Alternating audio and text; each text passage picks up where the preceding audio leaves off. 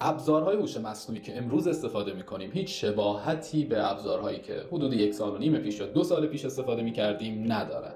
قابلیت‌های خیلی زیادی بهشون اضافه شده که اونها رو روز به روز جذاب‌تر کرده.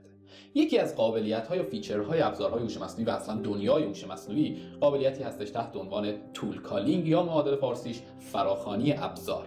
ما توی این ویدیو می‌خوایم به زبان ساده خیلی مختصر و مفید بگیم تول کالینگ چیه و چرا توی دنیای هوش مصنوعی اینقدر مهمه و ما چه استفاده‌هایی میتونیم ازش بکنیم.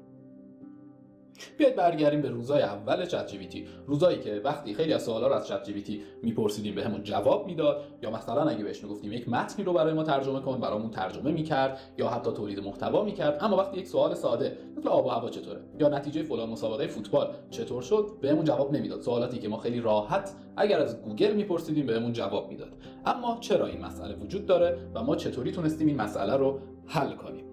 جواب دادن به این سوال نیازه که برگردیم و یک بار دیگه نحوه عملکرد مدل‌های زبانی رو خیلی ساده با هم مرور کنیم. یه مدل زبانی ساده تا مدت‌ها قبل شبیه یک دانش آموزی بود که مدرسه رفته و بلد با زبان فارسی بنویسه، بخونه، جمله سازی کنه، انشا بنویسه و یک سری علم رو هم بلده. مثلا در مورد زیست شناسی تو مدرسه خونده، در مورد فیزیک خونده، ریاضی خونده، یک سری اطلاعات عمومی هم توی این زمینه داره. و وقتی ما از اون در مورد یک موضوعی سوال می‌پرسیم، بر اساس چیزهایی که از قبل آموخته به ما جواب میده. مثلا اگر ازش بپرسیم که یک انشا در مورد قاره آفریقا بنویس، اون احتمالاً با شناختی که از قاره آفریقا توی درس جغرافیا به دست آورده و یه سری از اطلاعات که در مورد حیوانات توی درس زیست شناسی به دست آورده، میتونه به ما یک انشا در این مورد بنویسه، حتی با نگارش خیلی خوب و حرفه‌ای. یا مثلا تصور کنید کسی که مترجمی زبان انگلیسی خونده میتونه بر اساس سواد خودش یک متن رو به یک متن دیگه ترجمه کنه. اما حالا تصور کنید از همون مترجم بپرسید که مثلا هوای تهران فردا چند درجه است و اون راهی نداره، چاره‌ای نداره جز اینکه بره سراغ یک ابزار هواشناسی و هوا رو اونجا بخونه و بعد به ما جواب بده.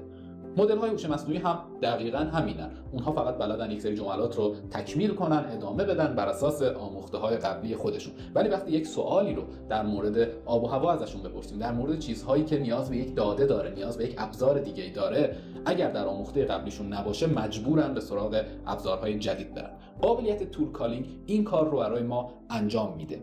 در واقع میاد ابزارهای هوش مصنوعی ما رو به یک سری ابزارهای دیگه که میتونن یک سری دیتابیس ها باشن یا یک سری API ها باشن و خیلی چیزهای دیگه وصل کنه تا بتونه پاسخهای بهتر و دقیق تری به ما بده. به همین خاطره که اگر ما امروز از چت جی پی تی بپرسیم که هوای تهران چند درجه است، به راحتی به ما جواب میده، حتی میتونه پیشنهاداتی رو هم به ما بده و جوابهایی که دقیق هستن و از یک منبع معتبر داره به ما پاسخ میده. اما بیایم ببینیم به زبان ساده تول کالینگ چی کار میکنه. فرایند کار تول کالینگ رو میشه توی 5 مرحله خلاصه کرد. مرحله اول تشخیص نیاز به ابزاره. وقتی که ما یک سوال رو از هوش مصنوعی میپرسیم، اون نیاز داره که اول با دانش قبلی خودش بررسی کنه، ببینه میتونه به این سوال جواب بده یا نه. دقیقاً همونطوری که وقتی به یک دانش آموز میگیم در مورد مثلا فلان موضوع برای ما مقاله بنویس یا انشا بنویس، اون اگر بلد باشه مینویسه، ولی اگر بلد نباشه مجبوره بره جستجو کنه، مجبوره بره جاهای دیگر رو چک کنه و بعدش اون کار رو برای ما انجام بده. مرحله اول هم همینه که هوش مصنوعی ببینه با دانش قبلی خودش میتونه به سوال ما جواب بده یا نه. وقتی که فهمید نمیتونه، باید بره ابزار مناسب رو پیدا کنه. مثلا وقتی یک سوال هواشناسی ازش میپرسیم، اون میفهمه که باید بره سراغ ابزارهای هواشناسی و یکی از اون ابزارها رو انتخاب میکنه. خب این ابزارها و این در واقع چیزهایی که ما باید به هوش مصنوعی وصل کنیم، اینا چی فرایندی هستش که متخصصان وقتی دارن توسعه میدن مشخص میکنن که اگر سوالی در این مورد اومد، تو مثلا میتونی از این بخش استفاده کنی. اما خب مرحله سوم ارسال درخواسته. یعنی مدل هوش مصنوعی ما یا مثلا همون چت جی پی تی باید درخواست خودش رو به اون اپلیکیشن هواشناسی، به اون پایگاه داده هواشناسی ارسال کنه. اما پایگاه داده هواشناسی خب طبیعتاً یک قالب خاصی داره برای اینکه جواب بده. یعنی شما باید مثلا بگید که من هوای تهران رو میخوام در فلان تاریخ و این رو با واحد سانتیگراد به من بده. دقیقاً مشابه همون حالتی که ما تو ابزارهای هواشناسی کار میکنیم. یعنی شهرمون رو خودمون انتخاب میکنیم، تاریخ رو خودمون انتخاب میکنیم، حتی واحد رو هم مشخص میکنیم. هوش مصنوعی هم باید به زبان اون ابزار با اون ابزار وصل شه و باهاش ارتباط بگیره و به این شکل درخواستش رو ارسال میکنه. و ابزار هم حالا بر اساس یک تمپلیت، یک قالبی پاسخ میده. مثلا میگه که دما 20 درجه، رطوبت 30% و سرعت باد 40 کیلومتر بر ساعت.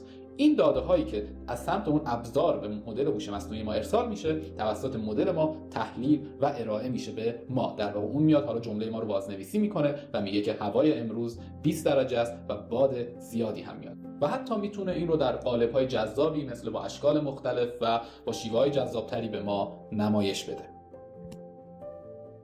تا اینجا ما صحبتی از کتابخونه‌ها نکردیم. در واقع روش سنتی رو گفتیم که خود مدل هوش مصنوعی ما با ابزار ارتباط برقرار میکنه، خود مدل انتخاب میکنه که با چه ابزاری کار کنه.